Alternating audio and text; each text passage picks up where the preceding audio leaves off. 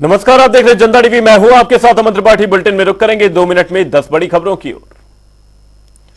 चंपावत के दौरे पर सीएम पुष्कर सिंह धामी ठांटा गांव में भ्रमण पर निकले सीएम धामी ने स्थानीय लोगों से की मुलाकात। कल सीएम धामी का हरिद्वार दौरा। सीएम हरिद्वार में करेंगे भव्य रोड शो। हरिद्वार की जनता को देंगे बड़ी सौगात। देहरादून में इंडिया गठबंधन ने किया प्रार्थना सभा का आयोजन। कार्यक्रम में करण माहरा ने की शिरकत। हल्द्वानी हिंसा की शांति को लेकर की प्रार्थना। देहरादून के असारोड़ी में सड़क हादसा। ट्रक और ट्रैक्टर ट्रॉली की हुई टक्कर। ट्रक चालक समेत 2 लोग घायल। विकासनगर में जन जागरूकता रैली का आयोजन। कांग्रेस कार्यकर्ताओं ने चलाया अभियान। युवाओं में बढ़ती नशे के लिए किया गया जागरूक। देहरादून में गुलदार की दहशत। बच्चे पर किया जानलेवा हमला। इलाके में मचा हड़कंप। देहरादून में पुलिस और बदमाशों की हुई मुठभेड़। 10,000 का इनामी हुआ गिरफ्तार। मुठभेड़ में हुआ था घायल। हल्द्वानी में बनभूलपुरा में हिंसा मामला। रुद्रपुर में ड्रोन से हुआ सर्च अभियान। 2 लोगों के खिलाफ मुकदमा दर्ज। पसूरी में कोतवाल ने पदाधिकारियों के साथ की बैठक। यातायात व्यवस्था को बेहतर किए जाने के दिए निर्देश। खटीमा में पुलिस को मिली कामयाबी। 2 अंतर्राज्यीय तस्कर को किया गिरफ्तार। कब्जे से करोड़ों की अवैध स्मैक हुई बरामद। 2 मिनट में 10 बड़ी खबरों के बाद अब रुक करेंगे उत्तराखंड से जुड़ी कुछ अहम खबरों की ओर। आज मुख्यमंत्री पुष्कर सिंह धामी हरिद्वार पहुंचकर बड़ा रोड शो करेंगे और 11,000 करोड़ से ज्यादा की 158 योजनाओं का शिलान्यास और लोकार्पण कर हरिद्वार की जनता को बड़ी सौगात देंगे। बता दें कि मुख्यमंत्री नारी शक्ति महोत्सव कार्यक्रम में शिरकत करने के लिए हरिद्वार पहुंच रहे हैं। ऋषिकुल ग्राउंड में आयोजित होने वाले इस कार्यक्रम में 50,000 से ज्यादा महिलाएं शामिल होंगी। जिला प्रशासन और भाजपा कार्यक्रम को सफल बनाने की तैयारी में जुट गए हैं। विगत 1 माह से लगातार माननीय मुख्यमंत्री जी का ये कार्यक्रम चल रहा है, जिसमें महिला महोत्सव नारी महोत्सव का नाम हम लोग यहाँ पे हरिद्वार के लिए दे रहे हैं। और इस कार्यक्रम में माननीय मुख्यमंत्री जी 12 तारीख को शिरकत करेंगे। और जो हम लोगों ने अभी तक प्लान बनाया, मिनिमम 50,000 महिलाएं यहाँ पे एकत्रित होंगी। पूरे जनपद की जितनी SHGs हैं और भी ऑर्गेनाइजेशन के जितने भी लोग हैं वो यहाँ पे एकत्रित होंगे। और इसमें लगभग 158 ऐसी योजनाएं हैं जिनका शिलान्यास होना है या लोकार्पण होना है। और 11,068 करोड़ की योजनाएं हैं जिनका शिलान्यास और लोकार्पण होगा। और जिसमें इस प्रोग्राम में सांसदगण भी प्रतिभाग करेंगे, प्रभारी मंत्री हमारे प्रतिभाग करेंगे और जितने भी हमारे लोकल विधायक हैं उन सबको हमने निमंत्रण भेजा है।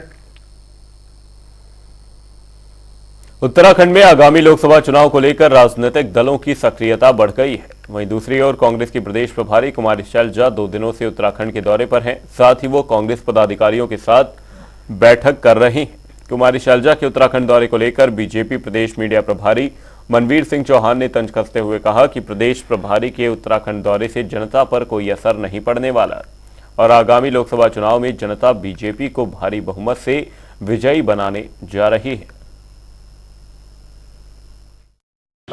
पार्टी के बारे में, स्थिति पर, उनके एरिया की आगे चुनाव है, चुनाव के लिए भी वो सबसे बातचीत होती रही। और ये क्योंकि अभी मैंने प्रभार लिया, पहली बार सबसे बातचीत है, तो थोड़ा विस्तार में सबकी बात समझें, देखें और आगे के लिए क्या सब मिलकर रणनीति अपनाएं।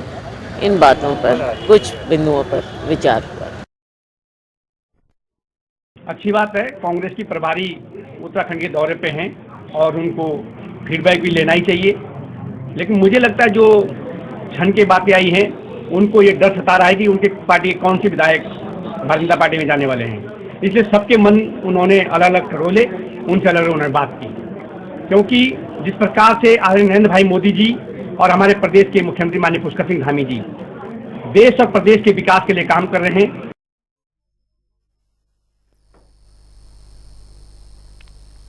आगामी लोकसभा चुनाव को लेकर बीजेपी लगातार तैयारियों में जुटी हुई है। प्रदेश में चुनावों को लेकर कई बड़े कार्यक्रम आयोजित किए जा रहे हैं। इसी क्रम में बीजेपी के जरिए गांव चलो अभियान चलाया जा रहा है, जिसके तहत मुख्यमंत्री पुष्कर सिंह धामी, सभी कैबिनेट मंत्री और भाजपा के वरिष्ठ नेता प्रदेश भर में गांवों का दौरा करेंगे, जहां मौजूद सभी लाभार्थियों से संपर्क करने का काम किया जाएगा।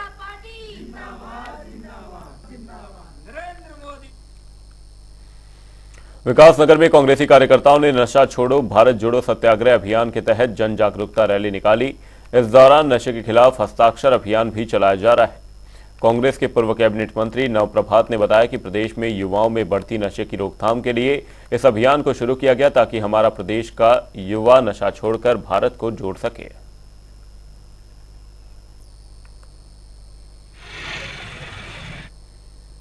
पंडित दीनदयाल उपाध्याय की पुण्यतिथि के मौके पर बीजेपी प्रदेश कार्यालय में कार्यक्रम का आयोजन कर रही थी, जिस दौरान बीजेपी के कई वरिष्ठ पदाधिकारी कार्यकर्ता मौजूद रहे, जहां सभी ने पंडित दीनदयाल उपाध्याय को श्रद्धांजलि दी। इस दौरान संस्कृत कला विकास परिषद के उपाध्यक्ष मधु भट्ट ने कहा कि पंडित दीनदयाल उपाध्याय ने हमेशा समाज के उत्थान के लिए काम किया था, उनका योगदान हम कभी नहीं भूल सकते।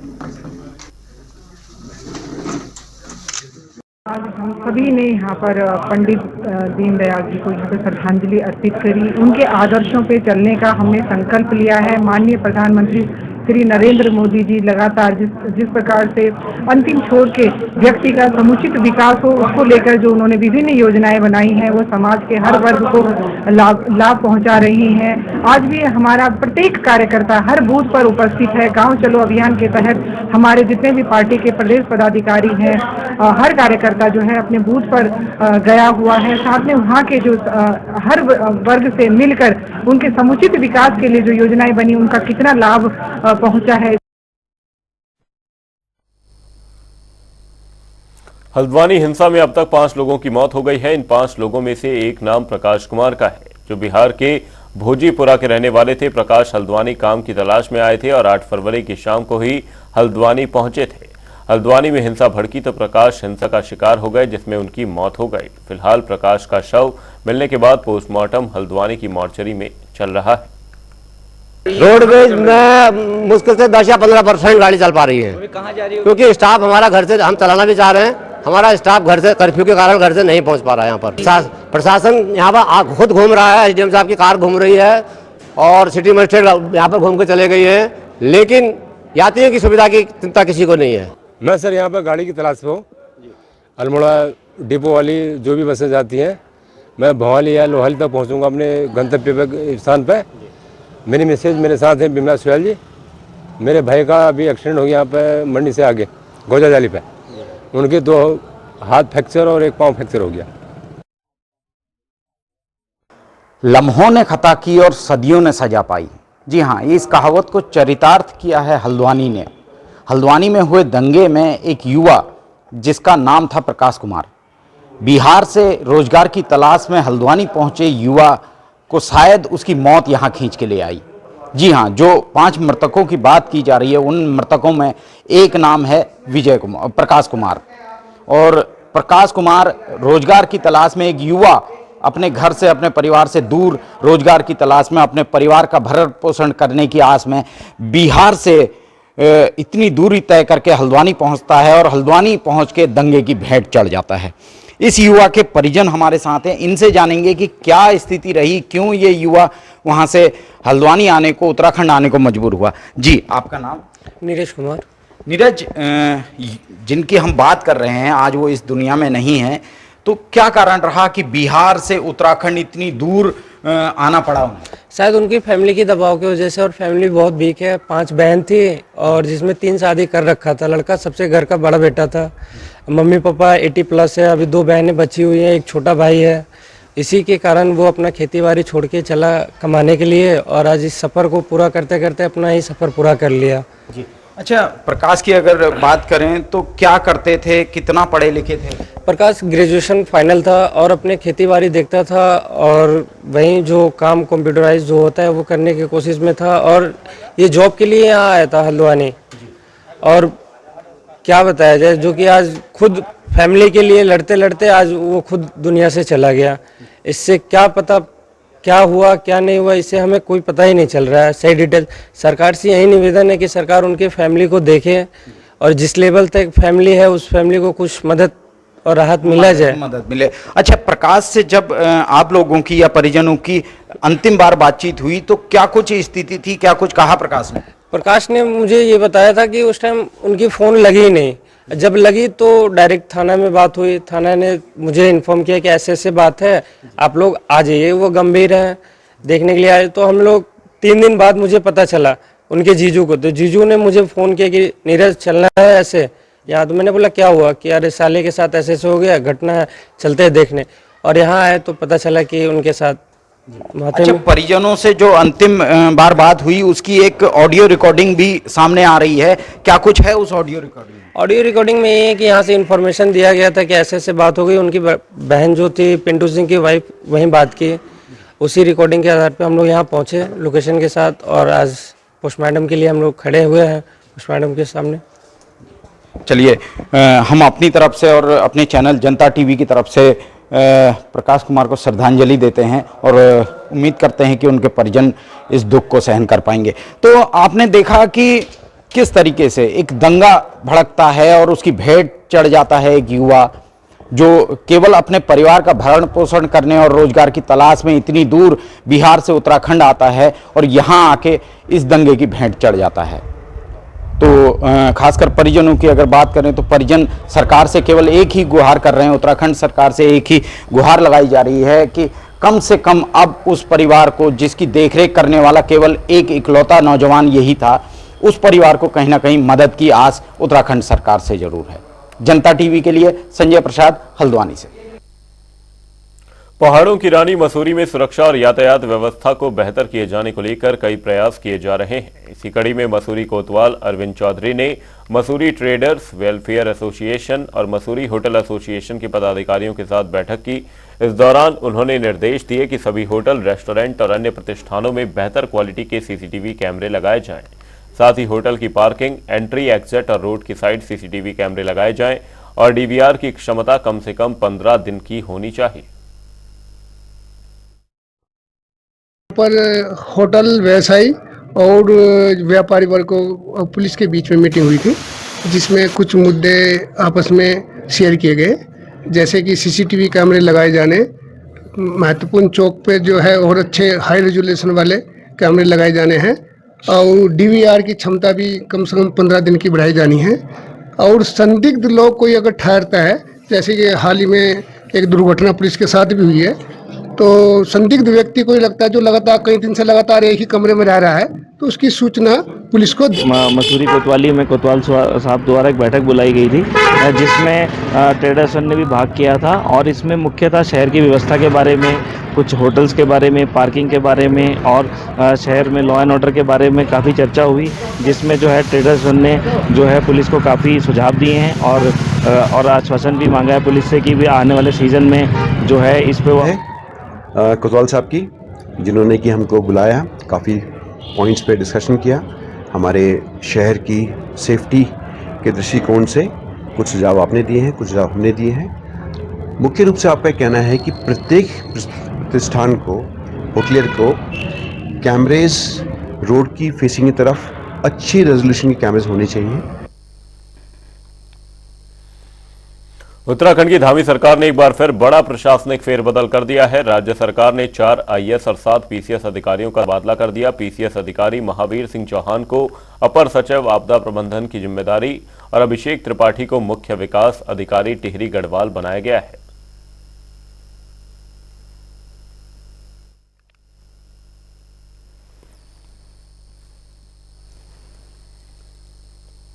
हल्द्वानी के बनभूलपुरा में अतिक्रमण के दौरान हुई घटना की शांति और सद्भावना के लिए इंडिया गठबंधन के कार्यकर्ताओं ने राजधानी देहरादून के गांधी पार्क में प्रार्थना सभा का आयोजन किया। इस दौरान कांग्रेस के प्रदेश अध्यक्ष करण माहरा ने विधायक सुमित हृदय कार्यक्रम में शिरकत की और इंडिया गठबंधन के कार्यकर्ताओं के साथ हल्द्वानी हिंसा की शांति को लेकर प्रार्थना की, साथ ही कैंडल जलाकर सद्भावना व्यक्त की। अपील पहले दिन से की है और हम तो अपील कर रहे हैं कि सभी पक्ष शांति बरतें, उसमें सरकारी पक्ष भी। जो इसके लिए जिम्मेदार अफसर हैं, खासतौर पर नैनीताल जिले के डीएम और एसएसपी, उनको तत्काल निलंबित किया जाना चाहिए, उनको हटाया जाना चाहिए। और मजिस्ट्रियल जांच उसी सिस्टम के एक अफसर से इसका कोई मतलब नहीं है। हाई कोर्ट के सिटिंग जज की निगरानी में सिटिंग जज से जाँच करवाई जानी चाहिए। और इसके अलावा मैं एक बात और कहना चाहता हूं कि इस समय भी वहां पूरा पुलिसिया तांडव, पुलिसिया हिंसा चल रही है। लोगों को घरों से दौड़ा दौड़ा करके पुलिस मार रही है, महिला पुरुष का कोई भेद नहीं किया जा रहा। तो सबको एक ही थैली में तौलने की जो ये कोशिश है और एक तरह से पूरे समुदाय को इस तरह से अपराधी बनाने की जो कोशिश है, जो पहले दिन डीएम का नोटिफिकेशन आया उस नोटिफिकेशन से ही ये नहीं उसमें इस तरह की आपत्तिजनक भाषा का इस्तेमाल हुआ। तो अभी जो ये उत्पीड़नात्मक कार्रवाई है, हमारी ये मांग है कि उस उत्पीड़नात्मक कार्रवाई पर रोक लगे। इस तरह से बिल्कुल पूरे एक समुदाय को निशाना बनाने की कोशिश बिना ये जाने हुए कि कौन असल अपराधी है कौन नहीं है। उत्तराखंड में मानव वन्य जीव संघर्ष लगातार बढ़ रहा है। राजधानी देहरादून में पिछले 2 महीनों से गुलदार की दहशत में लोग जीने को मजबूर हैं। गुलदार ने पहले देहरादून के राजपुर क्षेत्र से एक बच्चे को आंगन से उठाया, जिसके बाद फिर देहरादून में दोस्तों के साथ नदी में खेल रहे बच्चे पर गुलदार ने हमला कर दिया। इन दोनों घटनाओं के बाद से लोगों में दहशत बढ़ गई है। वहीं वन मंत्री सुबोध उनियाल का कहना है कि पिछले 1-2 महीने के आंकड़ों को छोड़ दें तो राज्य में मानव वन्य जीव संघर्ष की घटनाएं कम हुई हैं, लेकिन हाल फिलहाल में बढ़ी घटनाओं से चिंताएं बढ़ गई हैं। उसको पिंजरा लगा के ट्रैंकुलाइज करके उसको कैद कर लिया जाए। तीसरा, इसके लिए हमने ये भी कहा कि कुछ कैरिंग कैपेसिटी हमारे यहाँ डेंसिटी के हिसाब से लेपर्ड और टाइगर की संख्या काफी ज्यादा है, तो इसमें कैरिंग कैपेसिटी के लिए मैंने कहा विभाग को कि कैरिंग कैपेसिटी देख ले। अगर किसी पर्टिकुलर इलाके में कैरिंग कैपेसिटी से ज्यादा अगर है तो उसको दूसरी जगह शिफ्ट किया जाए, ताकि क्योंकि टाइगर्स का एक लेपर्ड और टाइगर्स का इनका एक साइकोलॉजी इनकी होती है कि इनकी अपनी टेरिटरी में दूसरे को नहीं आने देते। तो ऐसी स्थिति में जब ये कमजोर जो जानवर होता है उसको खासकर जवान जो है वो बूढ़ों को बाहर कर देते हैं टेरिटरी से, तो वो बूढ़े फिर आबादी की तरफ आ जाते हैं। तो इसलिए इसको लेकर के प्रयास कर रहे हैं कि कैरिंग कैपेसिटी का भी हम लोग आकलन कर रहे हैं कि कैरिंग कैपेसिटी के हिसाब से ज्यादा अगर है तो शिफ्ट किया जाए। तो इसको लेकिन कुल मिलाकर के मेरा ये कहना है कि अगर आप विगत वर्षों के आंकड़ों के मुकाबले देखेंगे तो तकरीबन 43% घटनाएं कम हुई हैं। देहरादून के आशा रोड़ी के पास सड़क हादसा देखा गया, जिसमें ट्रक और ट्रैक्टर ट्रॉली की भीषण टक्कर हो गई। हादसे में ट्रक चालक समेत 2 लोग घायल हुए हैं। वहीं ट्रैक्टर ट्रॉली की सड़क के पास पलटने से करीब 3 घंटे तक जाम लगा रहा, जिससे वाहन चालकों समेत यात्रियों को काफी परेशानी हुई। थानाध्यक्ष दीपक धारीवाल ने बताया कि सीमेंट से भरा एक ट्रक सहारनपुर से देहरादून की ओर आ रहा था। इसी दौरान आशा रोड़ी चेकपोस्ट से पहले सड़क पर खड़ी ट्रैक्टर ट्रॉली को चालक देख नहीं पाया और दोनों वाहनों में टक्कर हो गई। हादसा इतना भीषण था कि ट्रैक्टर ट्रॉली के परखच्चे उड़ गए।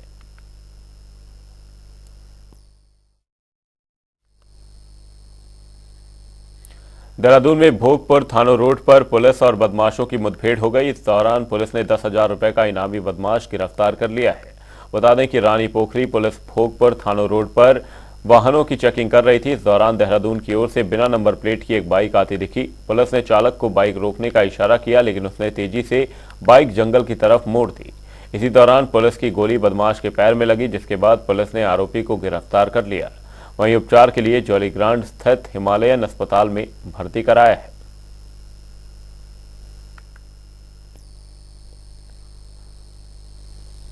हल्द्वानी हिंसा मामले को लेकर सियासत पूरी तरह से गर्मा गई है। इसी बीच जमीयत उलेमा-ए-हिंद और जमात-ए-इस्लामिया हिंद के नेता हल्द्वानी पहुंचे, जहां उन्होंने इस पूरे मामले पर प्रशासन से बातचीत की। साथ ही आरोप भी लगाया कि कोर्ट के आदेश के बिना ही अतिक्रमण हटाने की कार्रवाई की गई। देखिए, हम लोग आए थे दिल्ली से जमीयत उलेमा-ए-हिंद की तरफ से और हमारे सदर मौलाना अरशद मदनी साहब ने हमें भेजा था। कल ही हम लोग आने वाले थे, लेकिन कल परमिशन नहीं मिली। बोला कि आज यहाँ कोई एंट्री नहीं हो सकती है, कर्फ्यू में ढील नहीं थी। आज हम लोग आए थे हालात को जानने के लिए, हालांकि वहाँ भी पता लगा था कि असल सिचुएशन क्या है।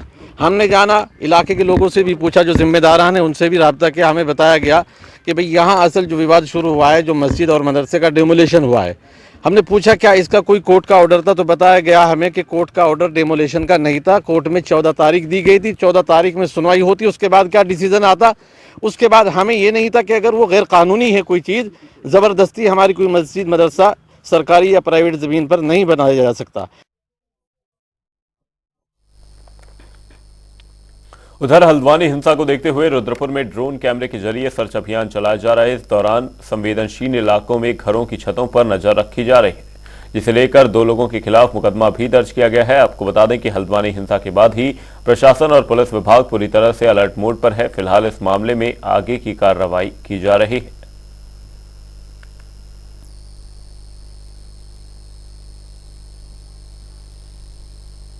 बुलेटिन में फिलहाल के लिए सिर्फ इतना ही। कहीं जाएगा नहीं जनता डी पर खबरों का सिलसिला रहेगा जारी। तब तक के लिए नमस्कार।